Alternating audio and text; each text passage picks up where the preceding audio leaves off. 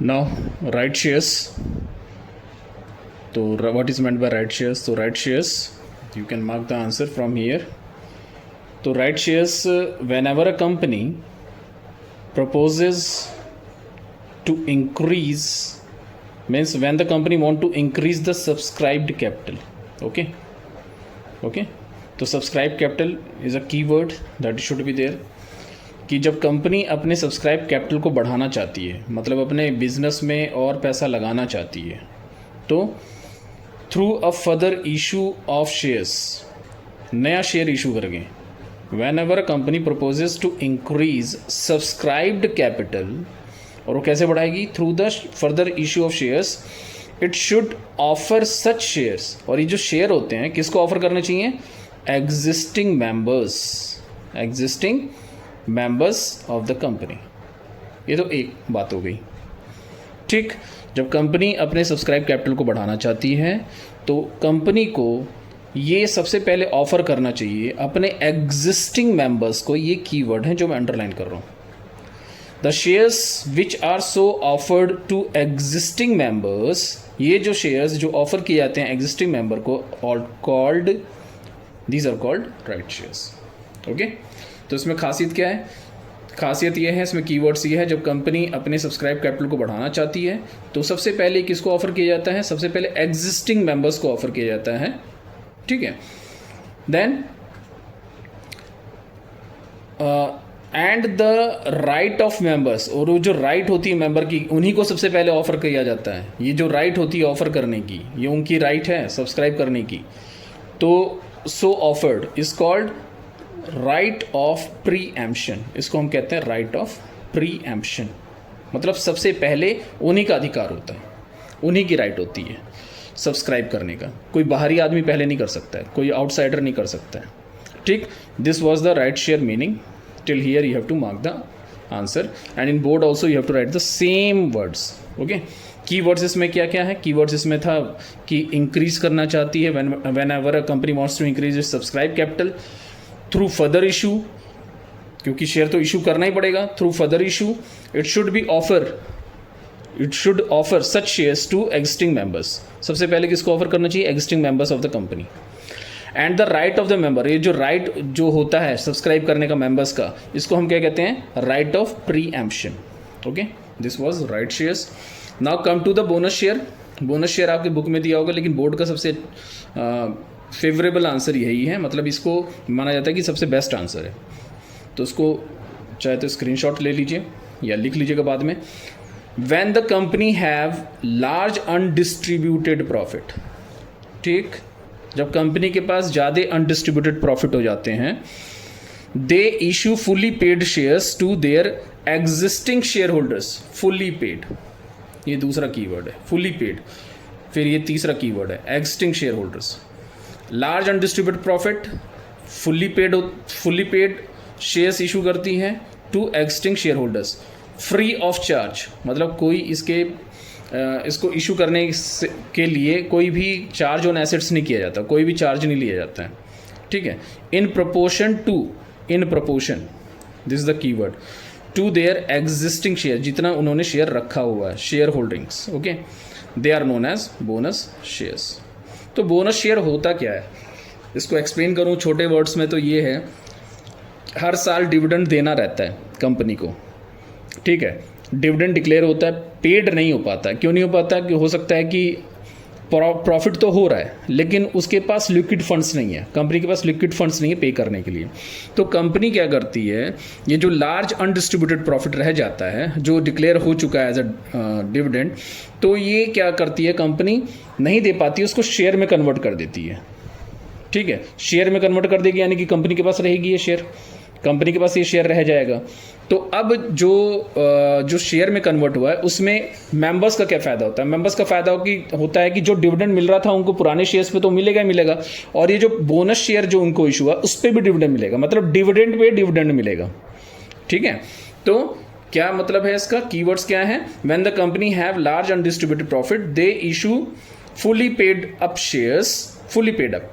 ठीक है, fully paid up होता है, मतलब इसमें कोई पैसा नहीं देना है, to their existing share holders free of charge, कोई चार्ज इसमें कंपनी नहीं रखवाती है, अपना कोई भी एसेट्स नहीं रखवाती है।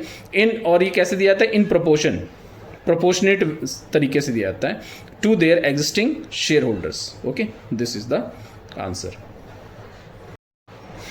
Now the topic is right share, bonus share, difference.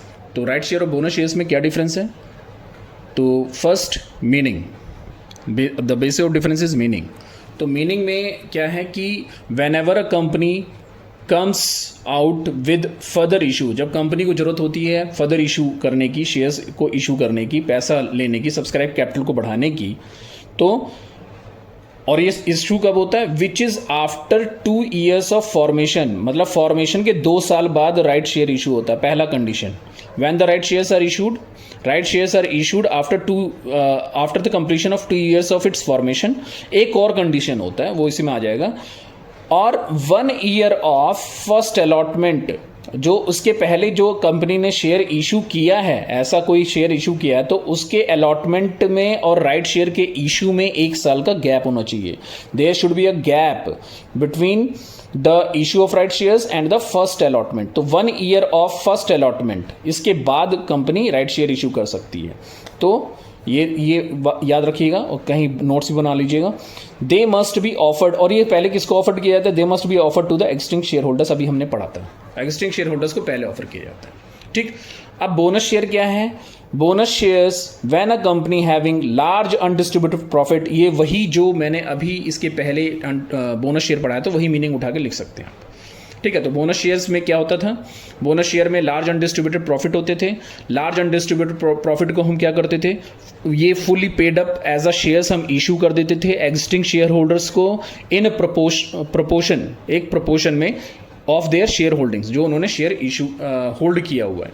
ठीक है, तो मीनिंग में ये आ जाएगा। इसमें 2 कंडीशन, चाहे तो इसमें भी राइट शेयर्स का जो मीनिंग पीछे था ना वो लिख सकते हैं, लेकिन यहाँ पे सबसे इंपॉर्टेंट ये है कि यहाँ पे 2 क्वेश्चन बनने को तैयार है, 2 क्वेश्चन तैयार है यहाँ पे कि राइट शेयर कब इशू किया जाता है, ऑप्शन में पूछ सकता है। ठीक है, नेक्स्ट फुल्ली पेड अप, कौन सा फुल्ली पेड अप होता है? तो इसके पहले मैंने बताया था fully paid up bonus shares is fully paid up and right shares are partly paid up. Partly paid up मतलब राइट शेयर से पैसा मिलता है कंपनी को, तो इसको पार्ट में लेते हैं। जैसे अलॉटमेंट मनी लेंगे, फिर सबसे पहले एप्लीकेशन मनी लेंगे, फिर अलॉटमेंट मनी लेंगे, फिर फर्स्ट कॉल लेंगे, फिर सेकंड एंड फाइनल कॉल लेंगे, जो भी इस तरह से लिया जाता है। तो ये पार्टली पेड होता है। ठीक है, और ये क्या होता है? फुली पेड होता है। पहली बार जब इशू करते हैं तो उसमें पैसा लेते हैं, धीरे धीरे पैसा लेते हैं, और इसमें क्या होता है? ये फुली पेड होता है। ठीक है, bonus shares. Next cash, right shares brings cash to, क्या लाती है? कैश लेके आती है टू कंपनीज कॉफर। ठीक है, कंपनीज कॉफर मतलब कंपनी के खजाने में। ठीक है, कंपनी के खजाने में ये पैसा लेके आती है।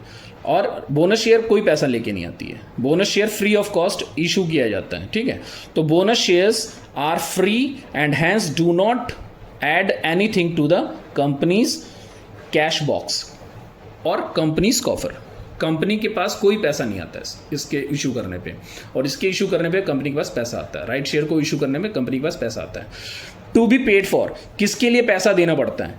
तो राइट शेयर्स के लिए पैसा देना पड़ता है, बोनस शेयर के लिए कोई पैसा नहीं देना पड़ता है। तो सिंपल सा यहाँ पे वर्ड्स लिखना है, the right shares are to be paid for, इसको पेड करना पड़ता है to existing share holders. Existing share holders इसके लिए पैसा पे करते हैं। और बोनस शेयर्स के लिए क्या है?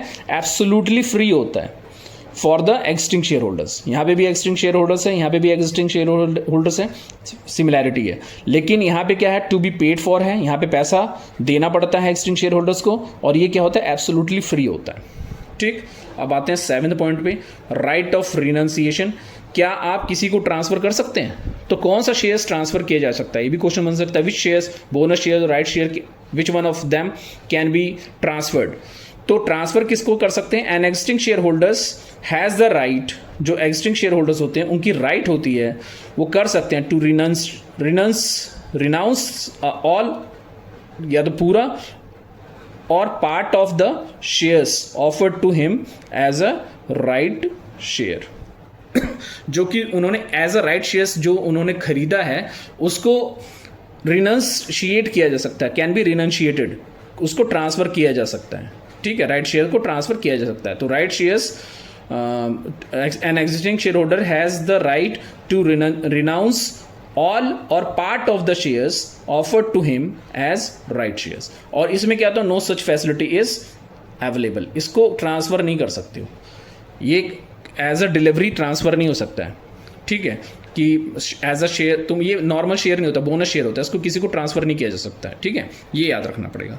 No such facility is available to in case of bonus shares. और लास्ट, पर्पज़ ऑफ इशू, तो इसका पर्पज़ क्या होता है, कंपनी में फंड्स लाना। इसका क्या होता है कि लार्ज अनडिस्ट्रीब्यूटेड प्रॉफिट को एज अ कैपिटल बनाना, कैपिटलाइज कर देते हैं इसको, ठीक है, क्योंकि राइट जो डिविडेंड होता है उसको कैपिटल फॉर्म मतलब शेयर में कन्वर्ट कर देते हैं। शेयर में कन्वर्ट करने का मतलब क्या हुआ, आपने कैपिटल में कन्वर्ट कर दिया, उसका कैपिटलाइजेशन कर दिया। तो पर्पज़ क्या है, what is the purpose of issue, right shares is made for raising funds, ठीक है, right shares are raise for raising funds, इतना काफ़ी है। And bonus shares is made to capitalised undistributed profit, undistributed profit को क्या करते हो, capitalise कर देते हो, मतलब शेयर में कन्वर्ट कर देते हो, ठीक। तो दिस वाज द डिफरेंस।